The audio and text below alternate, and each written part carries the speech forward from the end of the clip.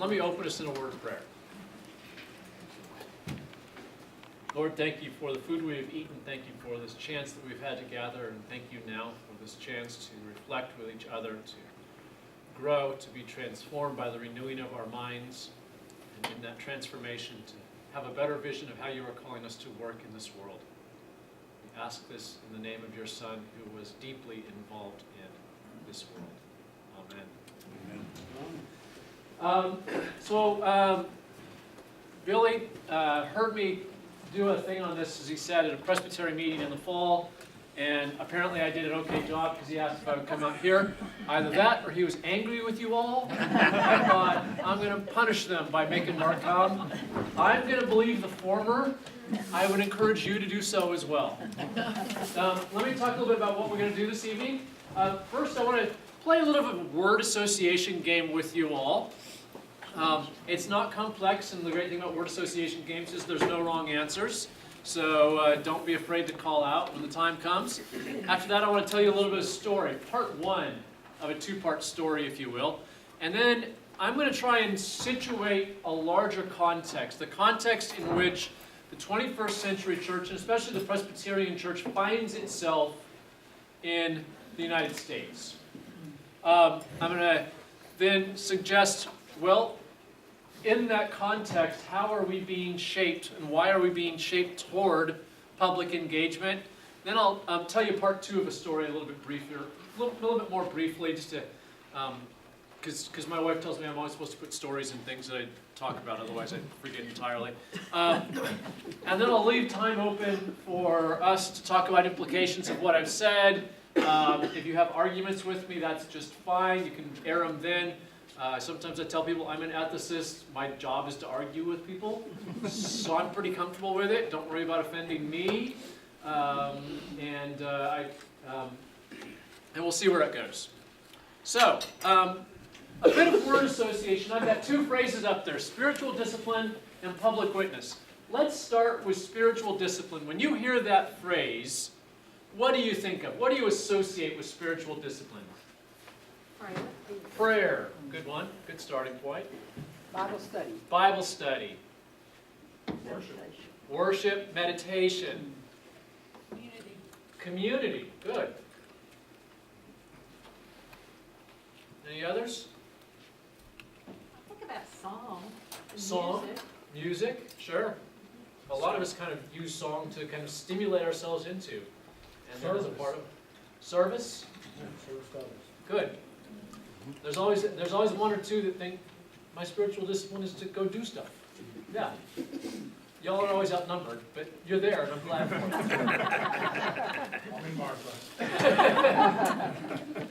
I threw a bunch of terms together. You named a lot of those: prayer, scripture reading, fasting might be one that we think about. We're headed into Lent here with Ash Wednesday coming just this week. Another would be notions about the pursuit of purity. When we are engaged in spiritual disciplines, we're trying to live more holy lives, trying to imagine what holiness looks like. And holiness has something to do with being shaped by or pursuing purity.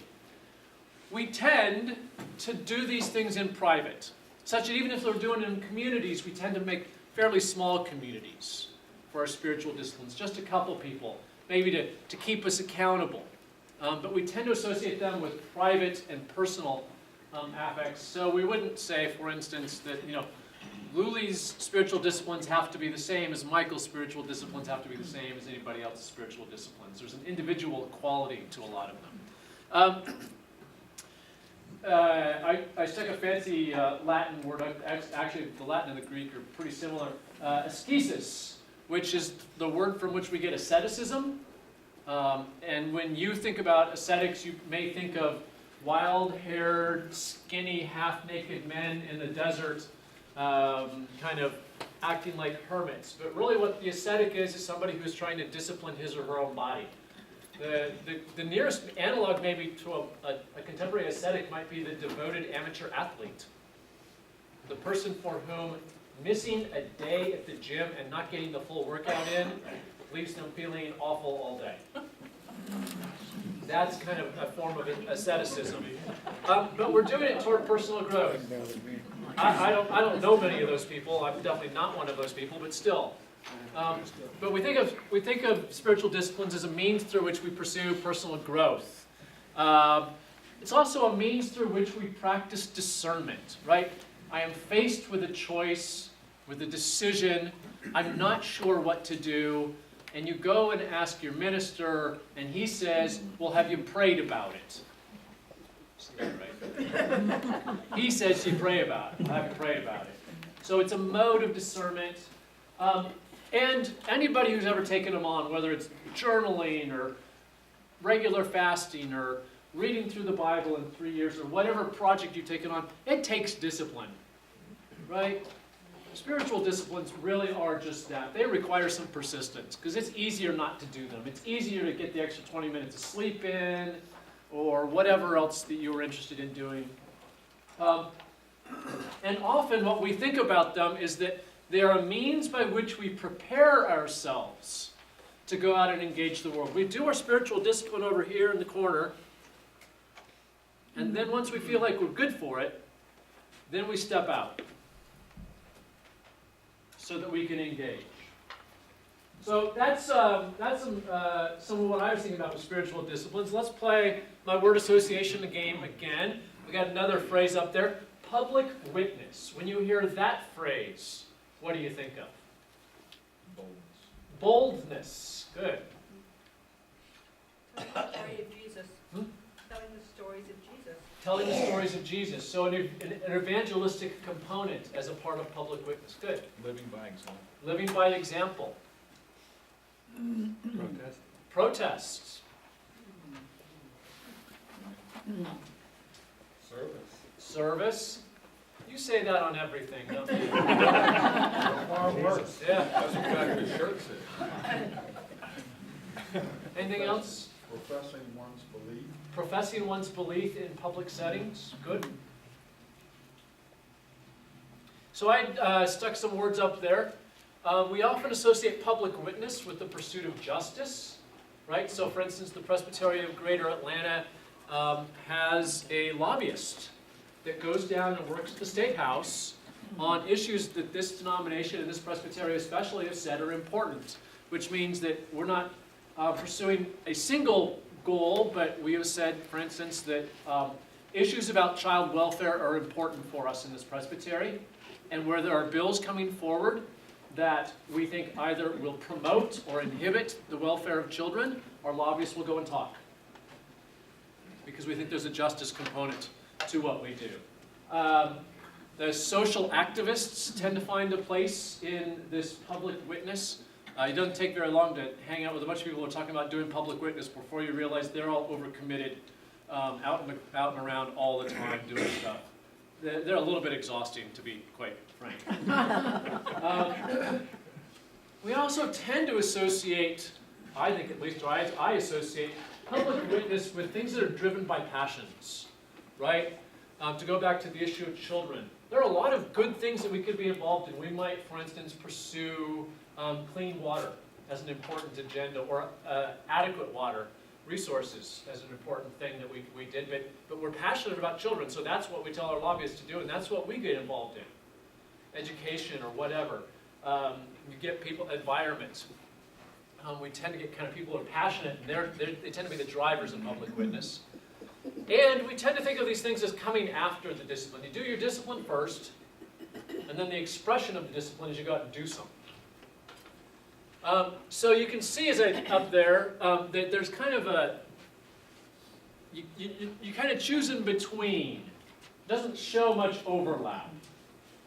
And what I'm going to come back and do in a couple minutes is trouble that notion that there's a separation between these two. And to do that, I want to tell a story. Several years ago, the director of admissions at the seminary, Ann Clay Adams, got a phone call from the editor of a local Atlanta newspaper. And the person on the line said, we just got this editorial in, and the writer of this editorial has determined, the editorial writes that many of the causes of the worst things in the country right now or many of the worst things in the country right now are caused by religion.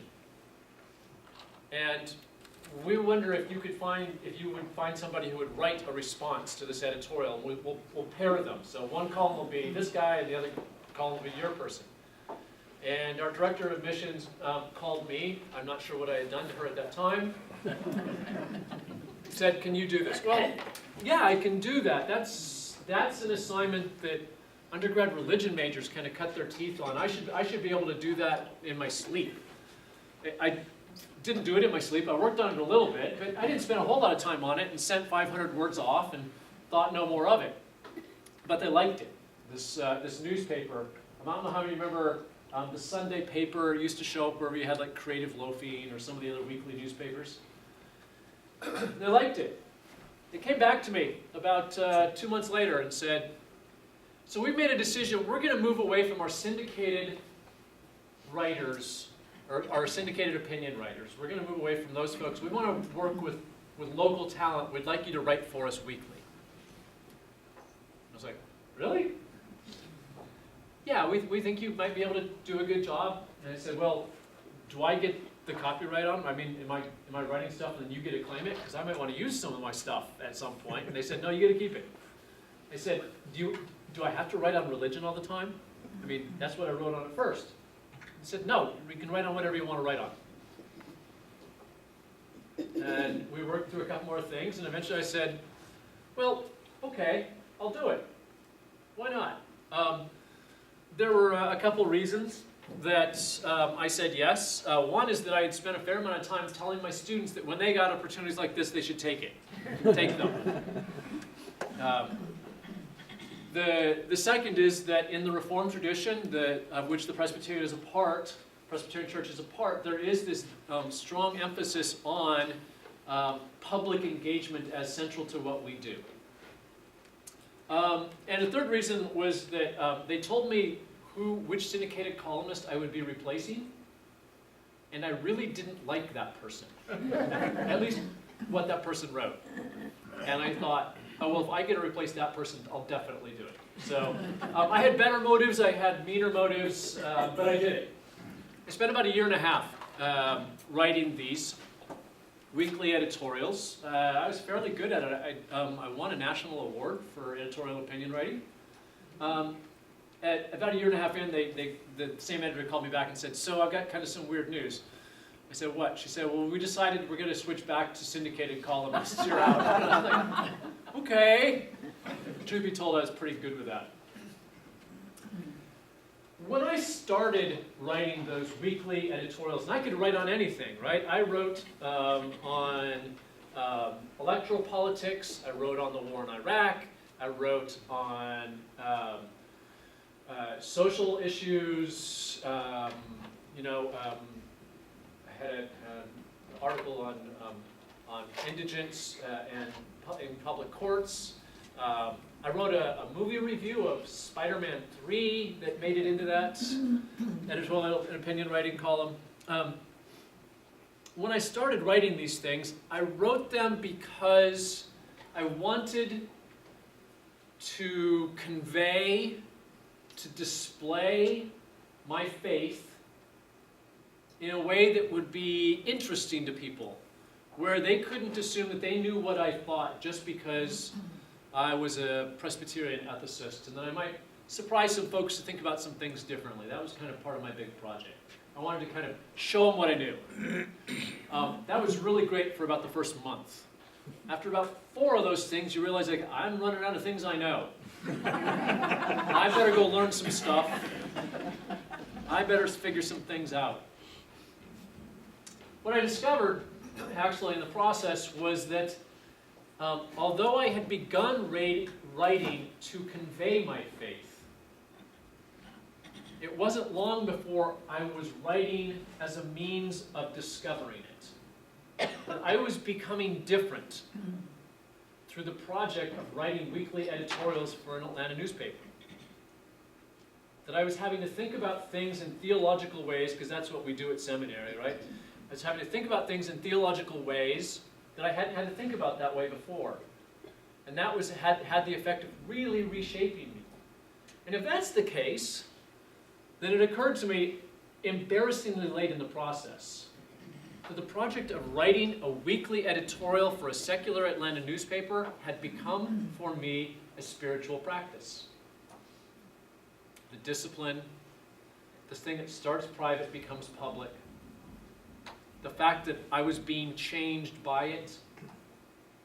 I would like to think that I was becoming more holy through it.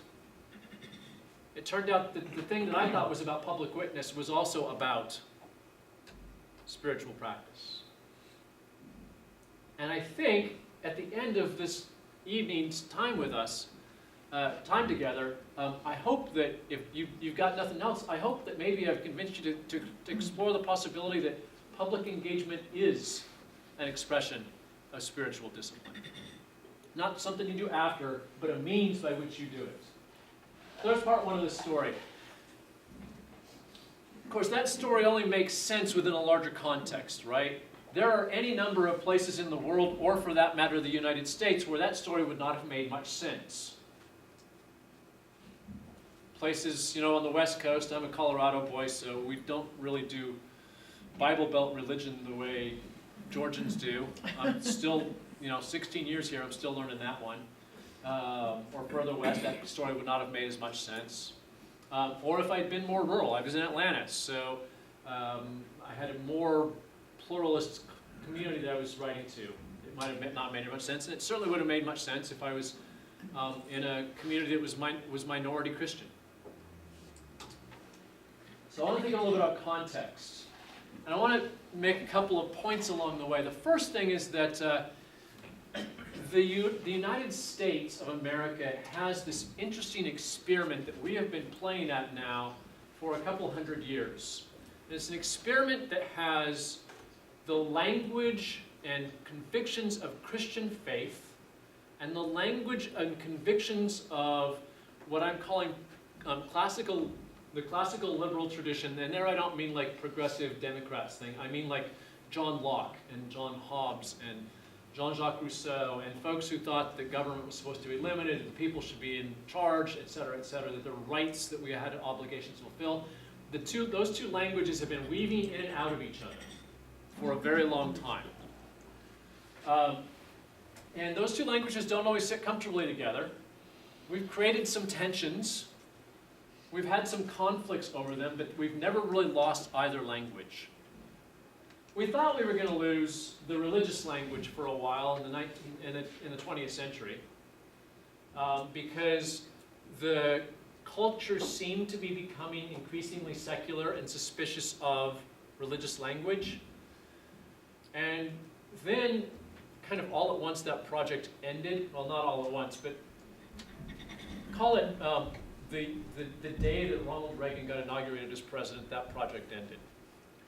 Right? That you had the resurgence of the religious right, or kind of the creation of a politically engaged religious right, which we hadn't really had up to that point to nearly that degree.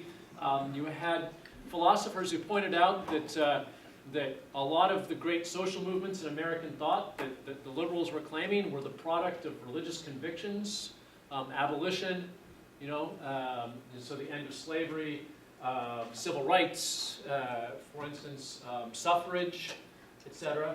So there have been tensions, but both of those are still in play. And tensions are understandable once you start to think about what's going on. So if you're going to talk in that religious, or if you're going to talk in that language of liberalism, you need to be publicly accessible. So you have to reason your things through, and sometimes people think, well, the language of religion is revelation, and I can't explain revelation to somebody else. It just, they have the transformation or they don't. So there's been a tension between reason and revelation. There's been a tension between kind of the thick local discourses of individual communities and the thin shared conversations of national societies. There's been tensions between public and private. When it looked like secularism was ascending, part of that ascent was you can have your religious language, you just have to talk about it in your little small religious group. When you leave that religious group and you come out into the broader public, you got to talk like the rest of us. Well, we don't really do that.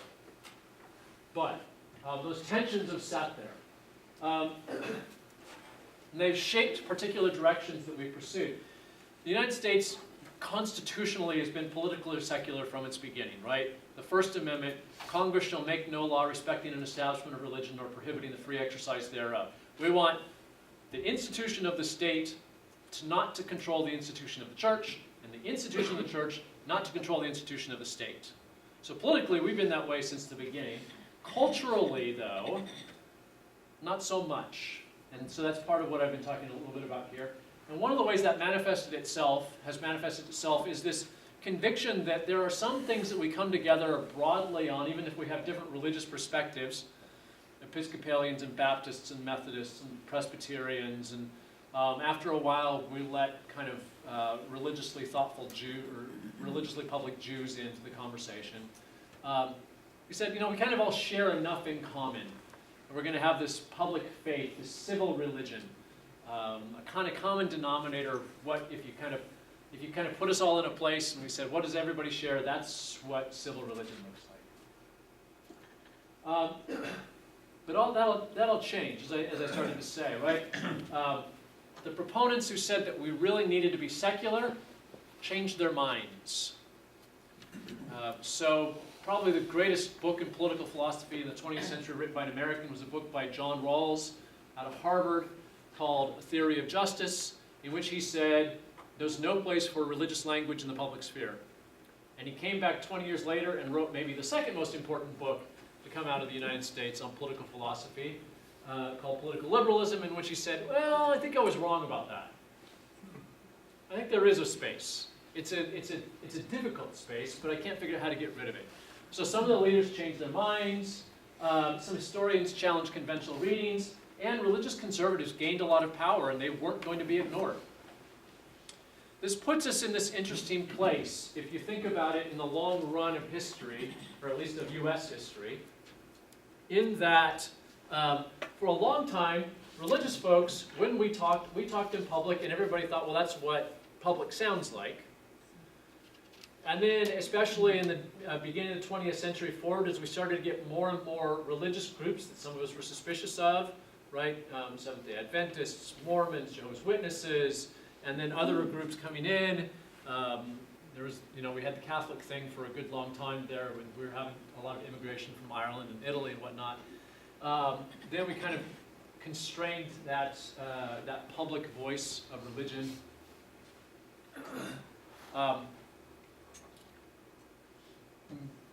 But it's coming back. It's coming back, but it's coming back awkwardly. And this is part of what I discovered. I discovered that the Christian church in the United States is struggling to figure out what its voice is, as it has regained the capacity to engage publicly with the approval of broader society. We are, if anything, like an actor on stage who has forgotten his lines. Now, anybody here have a background in theater? At least none that are willing to admit it. A lot of people engage in a lot of drama.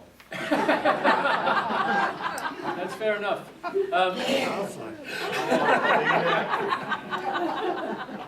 When actors forget their lines, they tend to do one of four things until they come back, right? The first is they mumble. And we are great mumblers, we Christians, when it comes to public engagement.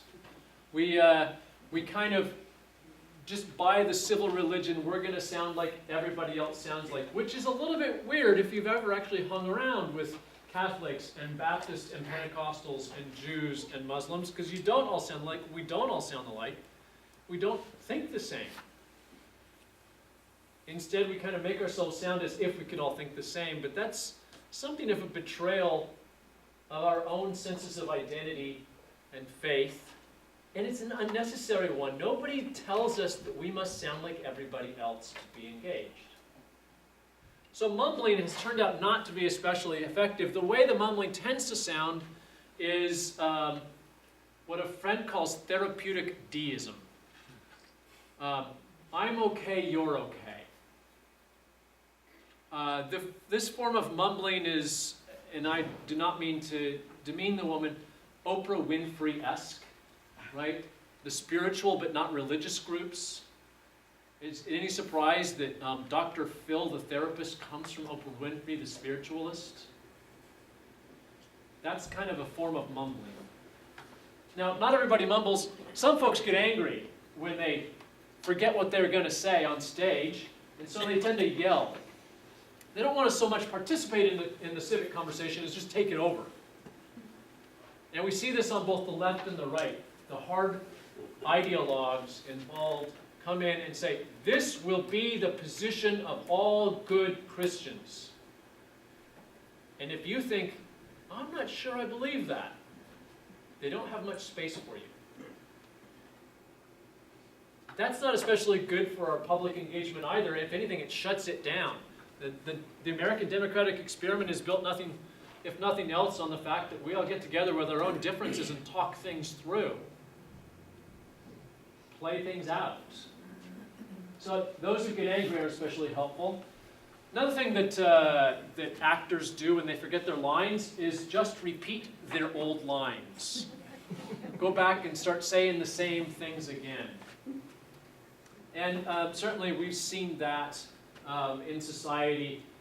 We will act as if things really haven't changed, as if we still have to be secular, as if the big, most important stuff that we do is all public works and not much faith underneath it.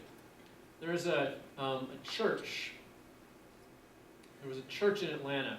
They started a really innovative program in the 60s in which they opened up their sanctuary at nights and made it into a shelter, a homeless shelter. And the folks in the church worked at that homeless shelter, and the folks in the community got really interested in what it was doing, and they started to work in the shelter. And after a while, the folks in the community started to come to church on Sunday mornings. But they told the pastor, all that Jesus stuff doesn't really do it for us. Can you just kind of tell us that we're doing a good job and that we need to care about each other? And the pastor kind of did that. And so they did that for a while. The thing was, they forgot their native language, that language of faith that had initially driven them. The upshot of that is that the shelter still exists. The church doesn't. Because they couldn't figure out why they would show up on Sunday morning. They knew why they gathered on Friday night or Thursday night. And repeating lines tends to kind of lose the ability to think something new. Or we just rely on other people to talk for us. I'm not good enough to know what I need to say. I don't understand my own faith well enough. I don't understand the issues well enough. I'm going to let the authorities talk. Of course, letting the authorities talk also means letting the people talk who most want to talk. And that gets kind of tricky at times. That's where we are. Nobody has licked right now the answer to the question, how would Christians, how would Presbyterians, how would you, individual as coming from church, talk about public issues in the public sphere? There is no book that has yet been written that I think is adequate to answer that question because we don't know the answer right now. We're figuring it out together. But I think it's an interesting project to be taken on. Let me pause there and ask if you have any questions or comments. I just kind of threw a fair amount of history and philosophy and politics at you, as well as kind of some personal anecdotes. So, thoughts, reflections, confusions? I thought maybe you want to add a fifth bullet, maybe improv. Improv. Unless you think that should go under mumbling. Some people just kind of make it up as they go along. Actually, where I'm actually headed is improv ain't a bad response to this. That part of what improv is learning to trust your voice and your partners enough in conversation to make it go forward. Okay, I already asked if everybody is in drama, and nobody is, so I'm just going to not assume that you all know kind of how much time gets spent by people who do improv getting ready to be improvisational. It's really ironic that way, but it's true because they're learning to trust each other. And they say there's 3 things that you can do if somebody gives you an opportunity to kind of engage. The first is you take that opportunity and you reject it. And that ends that particular scene. The second thing you can do is just receive it and try and keep it going. And that'll keep the scene going, but it makes you the straight guy in the improv. And the third thing you can do is you can receive it and transform it and send it back out. And all of improvisational actors' energy is of learning to receive, transform, and send back out, so as to kind of build something where there wasn't anything before. And they spend just hours and hours of practice that looks like play to us, but it's really kind of a serious play to learn to do that. And part of what I want to suggest in a moment is improv may be where we're at, and it's not a bad place for us to be. Because improv is actually way more difficult than just showing up and saying something afterwards. Other thoughts? Yeah. For me, it seems to be a real responsibility to go into the personal discipline, to know what I believe, and then go out into the secular and try to translate my personal things into secular language, so that I'm using language that the secular will understand, but it is deeply meaningful to how I live. Yeah. And that is a great trick that we face. You're kind of jumping into my next slide here. I got no problem with that. That's just fine. You're so far ahead of me is what I'm trying to say here. But I want to talk about that very issue momentarily. I think if it's not the next slide, it's the one after that. Okay? You may be way ahead of us. It reminds me a little bit of people you hear on TV speaking or preaching or evangelizing, and you think other people are looking at this person thinking this represents all Christians, and that may not be my view. And so I do feel like when you were saying some of this, I'm like, I think some people are speaking for the Christian community who I don't necessarily think understand it the way I understand it. Right. And so I feel like my interpretation of the Christian view isn't always, but, I don't know.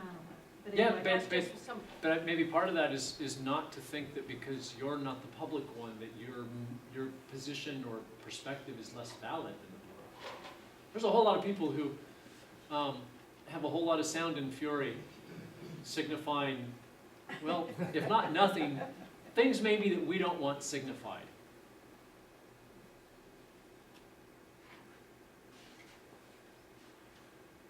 Let me try this a little bit then. I've kind of suggested it's an interesting time for the church to be facing out. I've not yet really justified why. Why do this public engagement stuff? Why do this public witness stuff? And I can come up with at least, I think, 5 reasons. The first of which is biblical. I think if you read through Scripture from beginning to end, you will see repeatedly the call to be publicly engaged. Whether that is Abram going out and crossing tracks with various kings on the way and dealing with them, or Moses challenging the Pharaoh, or the judges challenging the injustices that were going on, or the prophets doing the same, or Jesus standing up and preaching about blessed are the poor, or Paul standing up and talking about, preaching about, you even have a shrine to an unknown God, let me tell you about a known one in the public sphere, right? The church has always been publicly engaged, and the Bible is just replete with these public engagements. So much so that it's just been central to kind of the narrative thread of Scripture, that the church, that the community has always been outwardly facing. So I think there's biblical precedent for it. I also think there's historical precedent for the church to be faced outward. We're pretty good, we're Presbyterians, so we're kind of aware of our sin and stuff.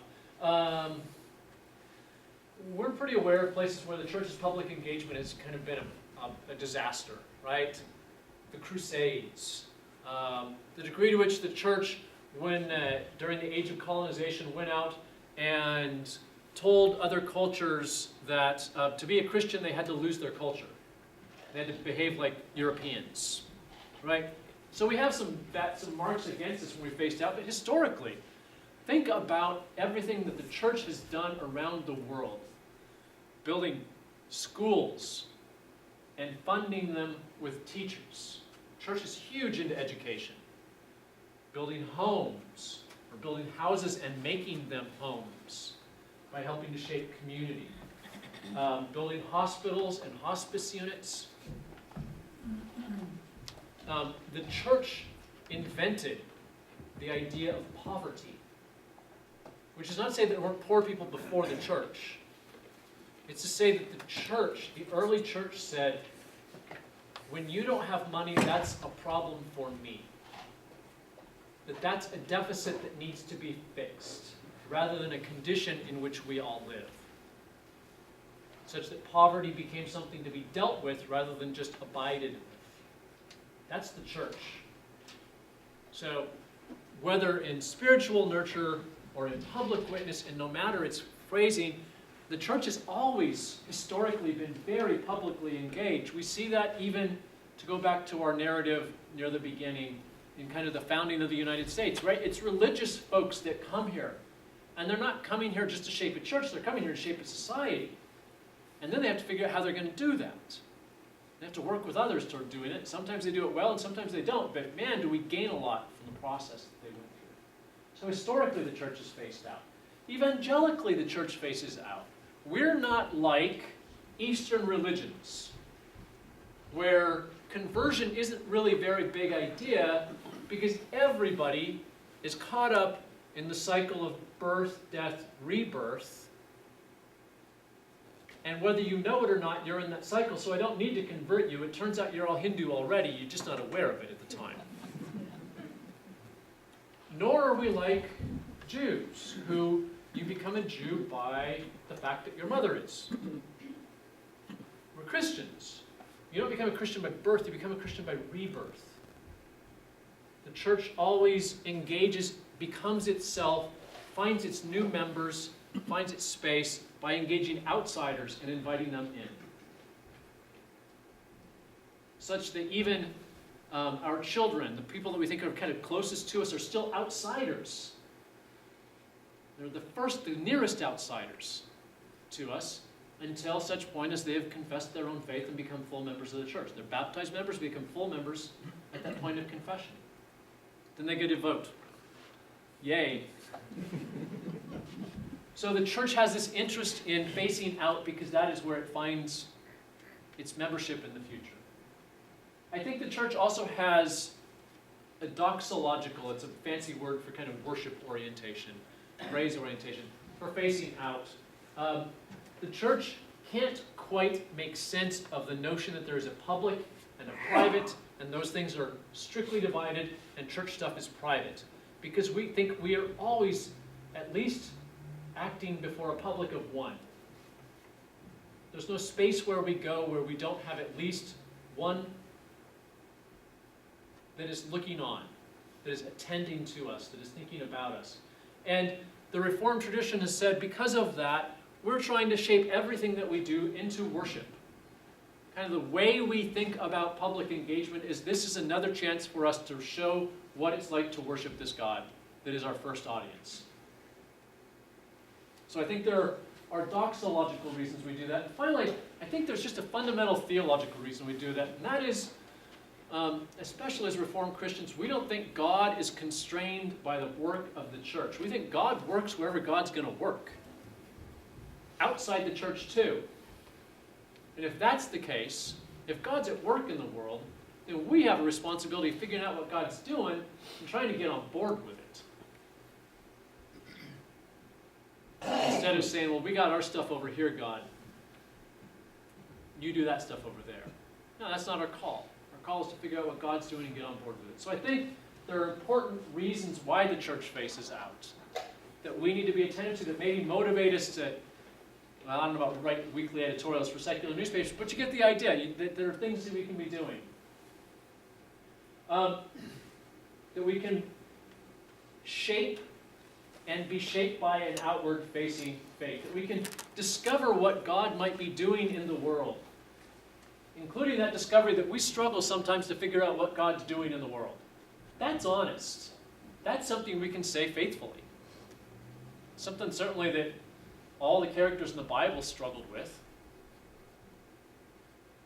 That we can modify our plans, our work in light of what we're discovering. That we can approach the world with humility. We don't have to make it come out right. We don't have to solve the world. That's what God does. And hope. Because it's not all on our shoulders, things may turn out okay.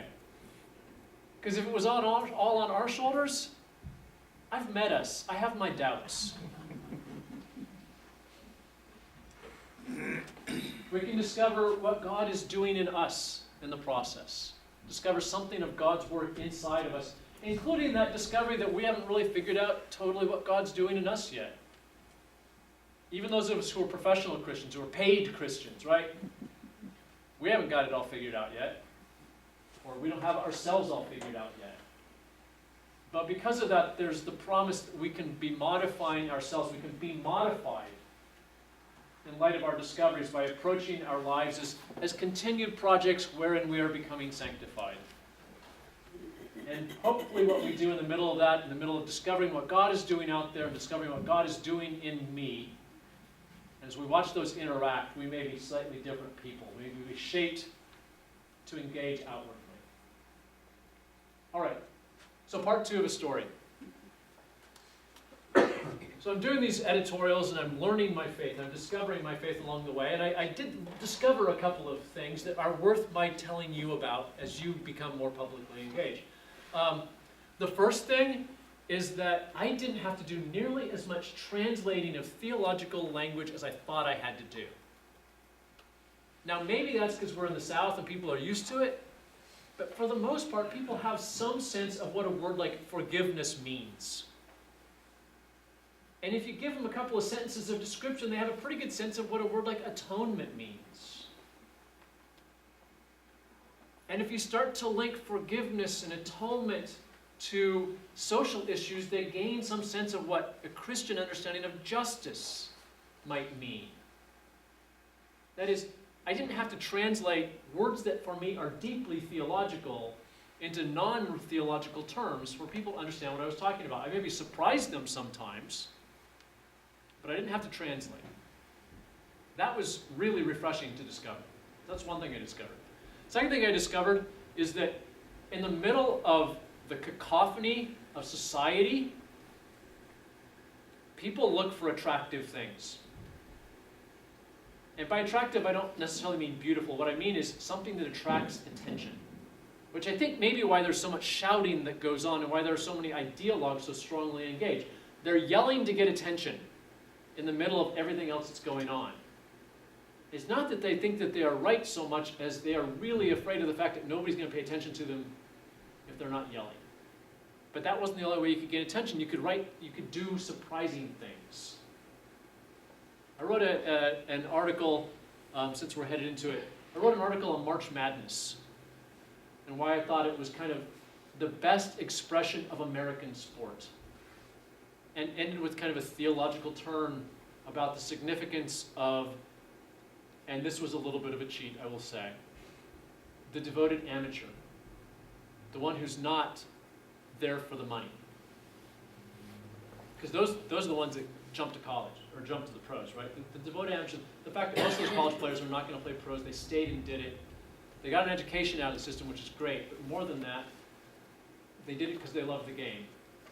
And there's something that Christians can learn about kind of the goods intrinsic to actions that we might appreciate.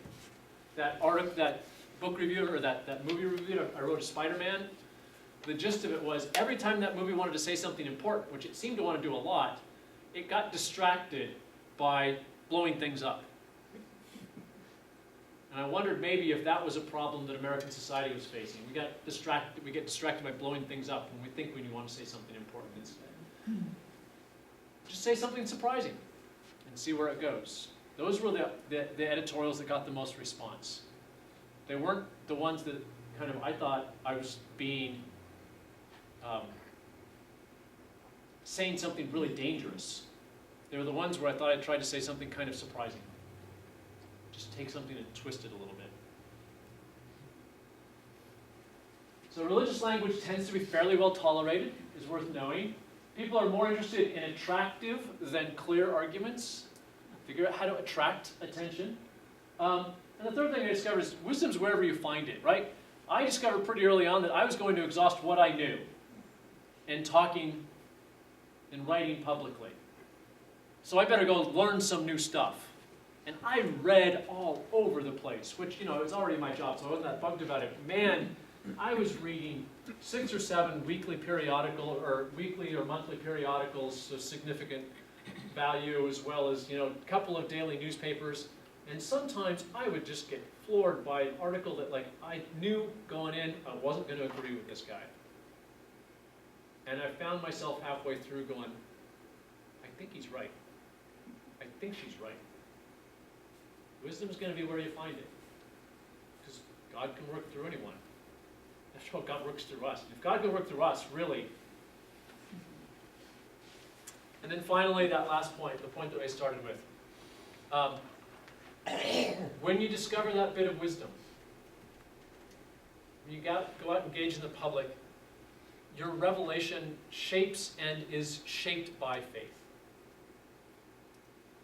The revelation I had shaped my faith, even as my faith was interpreting those revelatory moments for me along the way. So those are my discoveries, and that leads to kind of the challenge. Don't go write weekly editorials unless you really want to, unless you feel it's a call. But figure out what that call is. Figure out what that public expression of faith is for you individually, for you the family, for you as a church. You already do some amazing stuff as the church. I know these folks. They wouldn't let you just come to church on Sunday, get a little bit of wisdom and care from them for an hour and then ignore everything else. You would at least invite people like me to come down and talk with you, so that's got to be something. I got the check today, so I'll know how much exactly is worth. But there's a lot of good stuff that goes on out there, and you should revel in what you're doing and look toward what you can do. All right, that's the end of my kind of telling you everything I learned, or everything I know.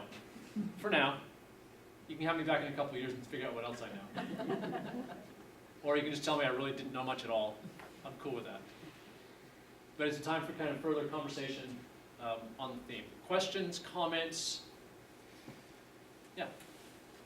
I like when you say that the church faces out, and I'm reminded of 2 instances that have had some impact on me. Number 1 is the Salvation Army. Mm-hmm. As far as a religion is concerned, I think they're overlooked from time to time. But as far as society is concerned, they are an absolute strength. And their humility and their desire to do godly things is something that sneaks around. Mm-hmm. I mean, their church faces out, but not to us. Right. You wouldn't see a Salvation Army band standing in front of our church trying to see if they could get us to become part of their army. But you sure would see them in the square and finding people that from time to time find us and saying, you've got a home if you want it. Yeah. They're a wonderful And example. by the way, we have church on Sunday. If you would like to come to church, but you don't have to come to church. We're still going to give you food and clothing and spiritual nourishment and things of that nature. And when I think about a philosophy and a church facing out, they do it, but they do it in such a humble and kind way that it really encourages me and other people that I associate with to do things without really getting the award for it. And then on the other hand, which is not nearly as warm and fuzzy to me, is the purpose-driven life, where somebody has made millions of dollars in facing out. Mm-hmm. Now, what they've done with that millions of dollars, I don't know, so that could be very, very good. Well, that's an interesting example, actually, because it's Rick Warren, right? It's Yeah. Driven Light, right? So, Rick Warren, his language, if you listen to some of his earlier sermons, it used to be kind of this therapeutic deism. He just wanted you to feel good. He was like Joel Osteen. But I'll tell you what's happened. He realized that wasn't adequate. And he became more and more public. So he was willing to host debates, presidential debates. And now, partly because of his wife and partly because of his church, he's gotten incredibly active in Africa, dealing with significant social welfare issues. They're sending money and mission and all types of stuff to Africa because that's where the energy is, including on AIDS, which he didn't want to touch early on because of its associations. Jeannie and I have a very close friend from college that is on the board of trustees of that church in Mission Viejo. And he said, the last time we were together, he said the same thing you just said, that it's made such a 180-degree transition that it is nothing like what we went to that church in the beginning for. And it's been a good thing, but it just, that's not what I would look for. I would look for more of a Salvation Army type program. And that's kind of what Ruthie's saying. I don't know what to say to some people. From time to time, we're confronted with people that come to our church door or are in our community, and you say, gosh, we need to do something. I hope they talk to Billy or Dan, because I don't know what to say to them. Yeah. No, I'll tell you, sometimes they talk to me and I'm like, I'm pretty sure I should know what to tell you right now, and I got nothing. Yeah, right. And I'm always afraid that that's what I would think. So the next thing I have to think is, I'm part of a community. Maybe I don't have to have it all figured out, but I need to find some folks who do. And so it's not, talk to Billy instead. It's I need to talk to Billy too. It's that together we can actually do something probably that neither he could do alone or I could do alone or you could do alone. And so that's part of what makes the church a church, is we're willing to try that out. Good insights. Other thoughts or questions? Yeah. I have two. One's a commentary and the other one's potential controversy. Nice. But the commentary, you mentioned a couple of times founding fathers, founding principles, and this idea. And I wish I could remember the context that I'm paraphrasing here, but after the Constitutional Convention, Franklin was approached, and there was a criticism. What have you done? You're supposed to go in there and clean up the articles, but you come out and you tell us we have this completely new set of rules that we're playing by. And he said, what is this? And the somewhat famous line is, well, we've given you a republic, now let's see if you can keep it. Right. But what goes by the wayside is the follow-up to that, which was explaining it a little bit, and they said, well, how do you expect us to keep it? How are we supposed to have this Constitution endure? And his response to that was, he says, well, to be perfectly honest, it takes a religious people to do it, people with spiritual discipline, faith. And he said, in my studies and my travels and my learnings, I can't see any group of people better qualified right now under the circumstances than Christians. And not that he's avowing to Christianity himself. And anybody who knows Franklin knows that really wasn't. Right, yeah, but at the same time, he's looking around at the broader body of people that we're pulling from for leadership, and to be the exemplars of this new experiment here in America. And he said they're the vision. They're going to be the ones that can carry that forward. He says I can't see anybody else qualifying. And I think as Christians, we're still kind of called to that today. Is there anywhere that we're going to look around in our own society and our own culture and say, who's got a better handle on directing us toward the future, and hopefully trying to tune in with and unpackage God's plan, at least for America in the small sense and the world at large. Leadership. People still look to America for leadership. What kind of leadership will we show them, particularly in the public sphere? And isn't that the key question, is what kind of leadership? So that we don't confuse the fact that we're out there with actually we're being good leaders. Part of Franklin's point, I would say, is that what makes Christians interesting to engage in that isn't their convictions guiding them, it's their recognition that they've got to deal with their sins in public too, right?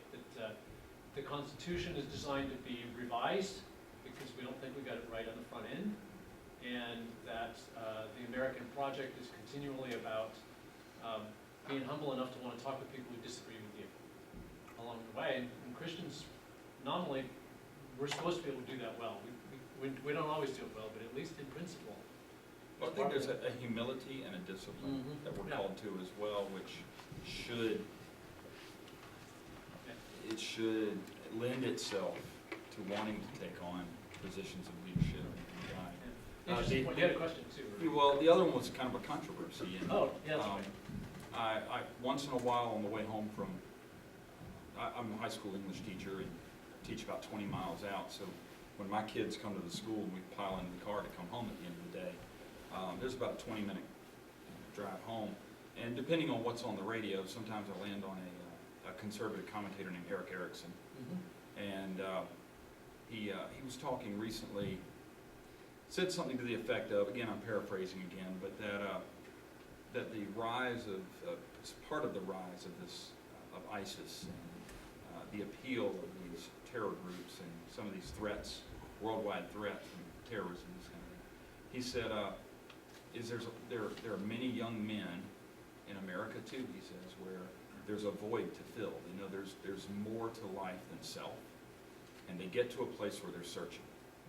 And the voice that they're hearing that's calling them to something greater than self is the voice that we're fighting against right now, the one that's causing the harm.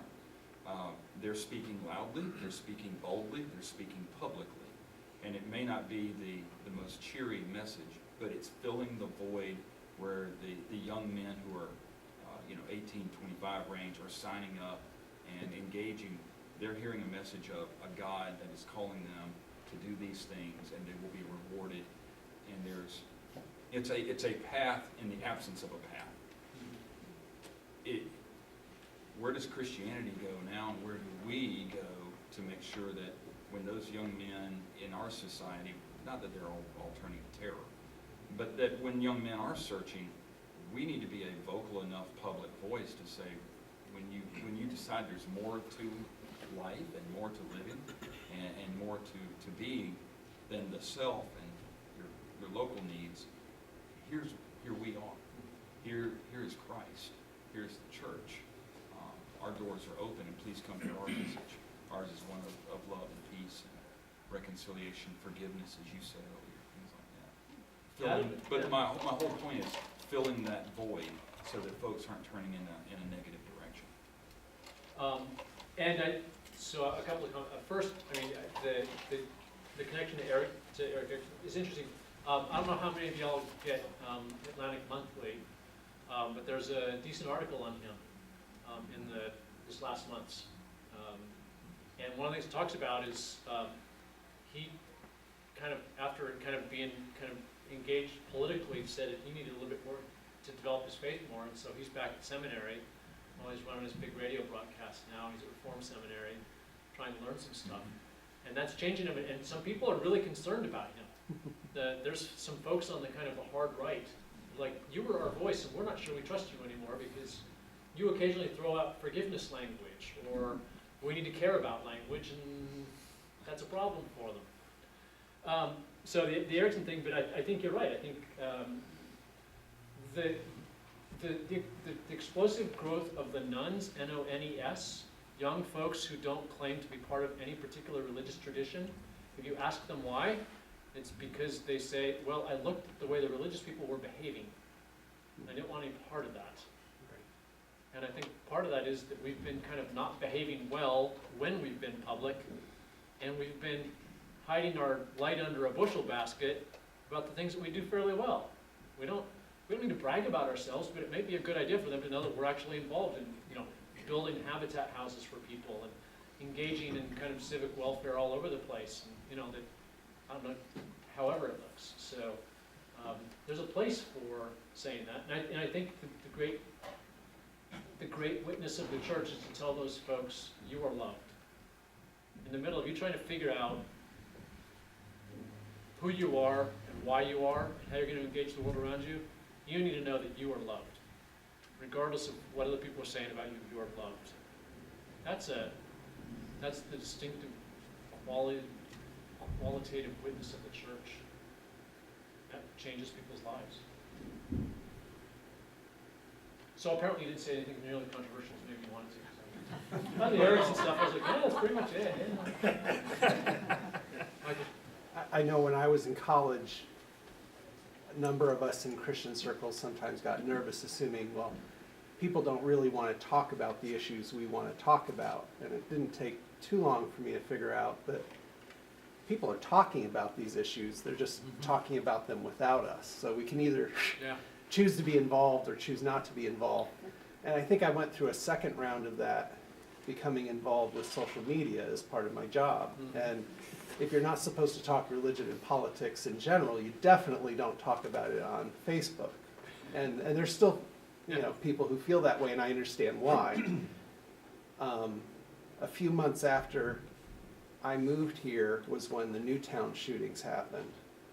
And there were probably about a half dozen of us on staff and faculty who got very persistent with posting stuff about whether it was about gun control or racism or all of the social issues that were being discussed at that time. And a lot of students were really uncomfortable. They were coming to me and others and saying, what's going on?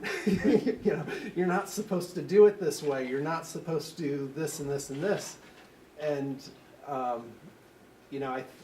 what was happening was a number of us were building off of each other. We were reading each other's stuff, and we were dialoguing, and we were setting rules for our page of you can dialogue with me, but you don't get to insult my friends, because otherwise I'm going to push you out of the conversation. And we started forming rules around how to do it well, and it was very much that kind of improvisation thing. We had to study hard before we stuck our toe out there, because we knew somebody was going to push back. Yeah. And we had to trust each other, like you said, back and forth. And I know one of my rules is I don't post something unless I have the energy to follow through, because I better be prepared to respond and respond kindly to folks as the pot gets stirred. And that's one of the really interesting trends, the explosive growth of social media, and how it's reshaping what counts as public, right? On Facebook, it's easy to be public in some ways and not in others, as you're describing, right? It's not easy to be public about social issues on Facebook, although it can become an important place for that. On Twitter, it's fairly easy to be engaged in public issues, because that's more what it's designed for, and that we kind of saw that with the Arab Springs, right? That there were a lot more Twitter-driven, because people needed language out there. But it's a complex thing that social media plays, and so when you've got folks who are thinking about it thoughtfully, like Michael, it's good to have them around and figure out what they're learning in the process. Right? Church has a Facebook page, right? Yes. Y'all do? He says we have yes. people on. The church has a Facebook page. Oh, Yes. yeah? Somebody's I not know we on have people Facebook. on But If anybody wants to get to Billy through Facebook, they use mine. I get tagged for Billy a lot. From you guys. Calls it down to what I really need to hear. I say, look, Billy, here you are. And a nice picture. A lot of our conversation, I think, is our fear of conversation is because of fear. And a lot of times we'll say, well, let's not take this up in Sunday school, or let's not take this up at session, or whatever, which seems to me that's precisely the place. If you can't do it We there, ought to take it up, but we're either afraid of not being able to convert the other person, or that we will be converted, I guess. And it seems like we ought to be able to have the conversations without without worrying that we're going to offend or be offended, so that we can't relate anymore. Yeah. You know, my mother and I disagreed over almost every political issue there was, probably, and yet that was the one person I wanted to pray for me the most when things were going south. Yeah. So I think we can relate, but it's tough, Yeah. People aren't quite. and we're just scared of it. I think reflective of what you said, some of the challenges that sometimes there's the felt need to have a winner. Yeah. And I think Mark did a good job starting off here. I used similar language when I was in InterVarsity of, I'm just gonna say what I'm gonna say, and then I want you to disagree with me. Because they're students, they're gonna disagree with me anyway. But to get that public discussion, the only way you can drive that out is say, you know, there doesn't have to be a winner here, but let's talk and let's be honest and passionate. I think in our zeal to make the church as attractive as secular society to people, we've made it more unattractive. Kind of made it uninteresting when we're trying to be just like everything else. And not, Yeah. and not changing, you know. We've said we've got to make it more attractive if we're gonna have people, you know, if we're gonna save the world, so to speak. If we're gonna proselyte and have folks coming in. But, in our zeal to do that, we've gone backwards.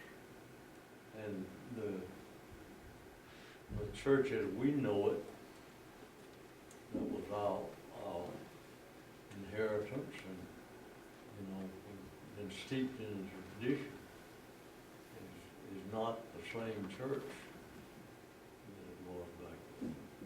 We've got to find new ways to bring people into the fellowship, and I don't have all the answers by any means, but we surely need to change.